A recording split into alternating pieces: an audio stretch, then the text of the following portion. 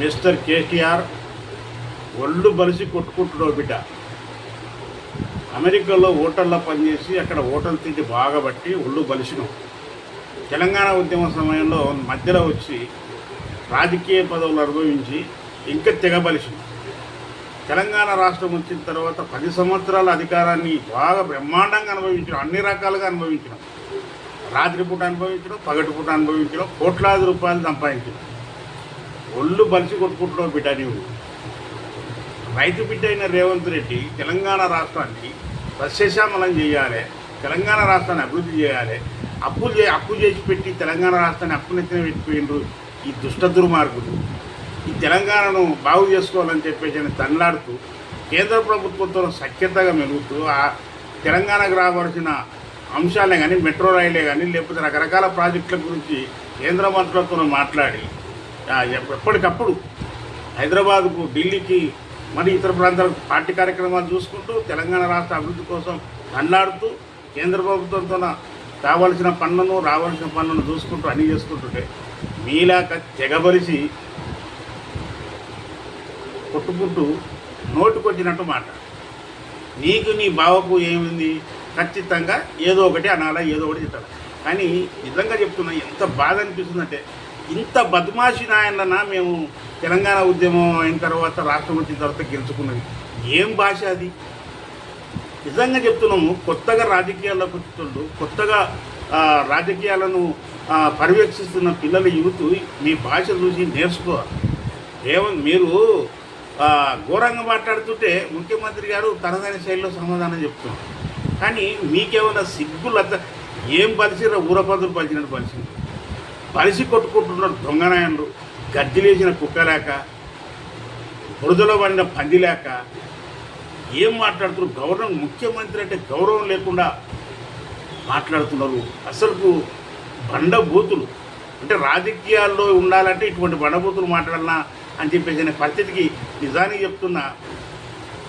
ఈ పెత్తందారి కులాలు, ఈ పెత్తందారి నాయాళ్ళందరూ కూడా ఇంటినే మాట్లాడతారేమో. సిగ్గులు, అది భాష నేర్చుకోండి. అంబేద్కర్ గారి యొక్క ఆలోచన విధానం తెలిసిన వ్యక్తులం కనుక మాకు మిమ్మల్ని ఏమైనా తిడదామంటే మాకు సభ్యత అడ్డొస్తుంది. ఎట మాట్లాడాలి వీళ్ళని అని చెప్పేసి సిగ్గు లేదు. ముఖ్యమంత్రి పదవికి అసలు మిమ్మల్ని చూసి మీ పరికి వల్ల ముడాకోట్లు మీకింత ఉన్నోళ్ళు వాళ్ళు అట్నే మాట్లాడుతున్నారు.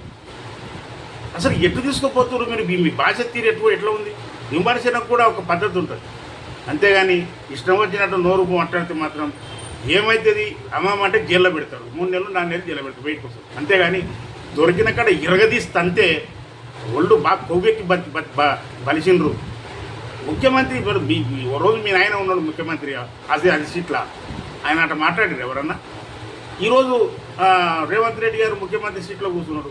అంటే రేవంత్ రెడ్డి గారు ముఖ్యమంత్రి సీట్లో కూర్చుంటే మీ నాయన కూర్చుంటేనే ఆ సీటుకు గౌరవం, లేకపోతే ఇంకెవరు కూర్చున్నా దానికి గౌరవం లేదా? అసలు ఎంత కోపం వస్తుంది మీరు మాట్లాడుతుంటే. రేపు నీవు అయితే అనుకో మీ పార్టీ తరఫు నుంచి ముఖ్యమంత్రిగా, ఇంకా నిన్ను కూడా ఇట్టే తిట్టాలన్నా?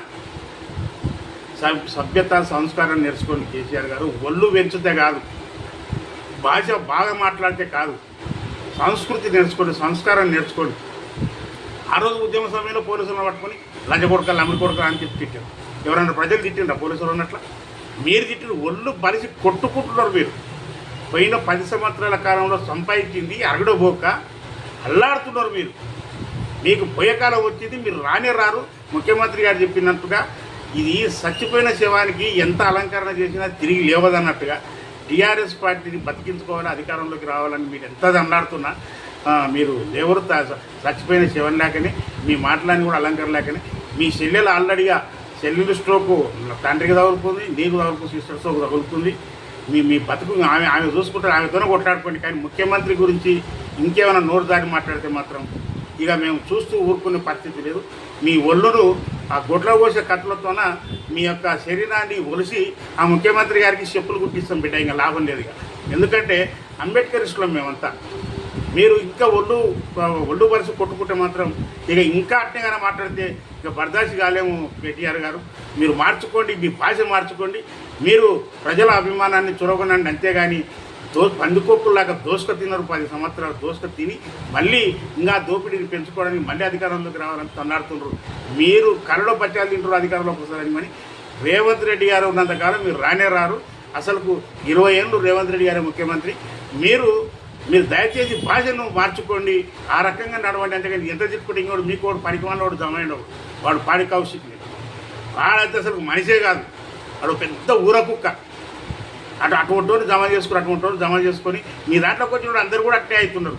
అది ఆ రకంగా మీరంతా సంస్కృతిని చెడగొడుతున్న దుర్మార్గం. మీరు మీ భాష మార్చుకోండి అని చెప్పేసి అని భారత రాజ్యాంగం, బాబాసాహెబ్ అంబేద్కర్ సూక్తులు సూత్రాలతోన పాలనా వ్యవస్థ నడిపించుకుందాం. మరి రాజకీయాలంటే మరి గౌరవంగా ఉండేటట్టు చేయాలి. కానీ మీలాంటి దుర్మార్గులు దొంగల చేతులకు పడిపోయి రాజకీయం అంతా సర్వనాశనం అవుతుంది. కేటీఆర్ మార్చుకో బిడ్డ, లేకపోతే మాత్రం ఇక తప్పదు, ఇక నీ ఒళ్ళును ఒలచగా తప్పదని చెప్పేసి విజ్ఞప్తి చేస్తున్నాం, హెచ్చరిక చేస్తున్నాం. గుర్తుపెట్టుకో, ఒక మాదిగోలో పిల్లగాడిగా చెప్తున్నా, మన ముఖ్యమంత్రి గారిని మీరు రేపు మీ నాయన చేసాడు గతంలో, మన రేవంత్ రెడ్డి గారు అయిపోయిన తర్వాత మీరు కూడా వస్తారేమో. కానీ భాష అనేది నేర్చుకోండి, లేకపోతే ప్రతి ఒక్కరు కూడా థూ అని ముఖం మీద ఉంచే పరిస్థితికి తెలంగాణ రాష్ట్రంలో వస్తుందని చెప్పేసి విజ్ఞప్తి చేస్తున్నా. భాషను మార్చుకోండి అని చెప్పేసి హెచ్చరిక చేస్తున్నాం.